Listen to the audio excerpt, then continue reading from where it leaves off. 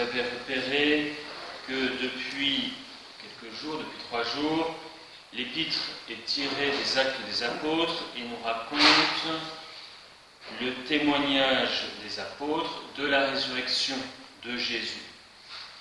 Cependant, peut-être je voudrais préciser que ce n'est pas au moment ou après la résurrection que les apôtres ont prêché la résurrection, c'est seulement après la Pentecôte. On pourrait croire que, parce que nous lisons à ce moment-ci, qu'ils ont prêché la résurrection juste après la résurrection. Non, ils ont prêché la résurrection seulement après la Pentecôte, quand ils avaient reçu la force de l'Esprit Saint pour témoigner. Entre la résurrection et l'ascension, ils ont essayé de comprendre ce qui leur arrivait, ce qui était arrivé. Et ils ont passé ces 40 jours à avoir des apparitions du Seigneur ressuscité et à comprendre c'était bien lui, que c'était bien son corps, puisqu'il mangeait, il buvait, il pouvait le toucher, et que ce corps avait des propriétés particulières, parce que ce corps était glorifié.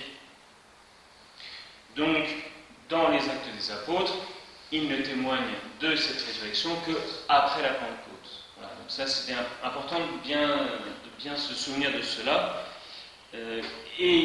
Ces Actes des Apôtres nous montrent combien c'est la résurrection qui est véritablement la chose la plus importante dans l'histoire de Jésus, et que ce témoignage était très important pour eux, puisqu'ils savaient très bien par où ils étaient passés, à savoir qu'ils avaient abandonné Jésus et qu'ils l'avaient vu mort.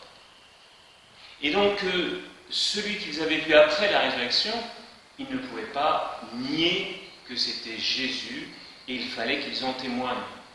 Donc nous voyons dans les Actes des Apôtres, nous voyons l'importance du fait historique de la résurrection, et ce fait historique, ils ne peuvent pas ne pas en témoigner seulement après avoir reçu le Saint-Esprit pour le faire.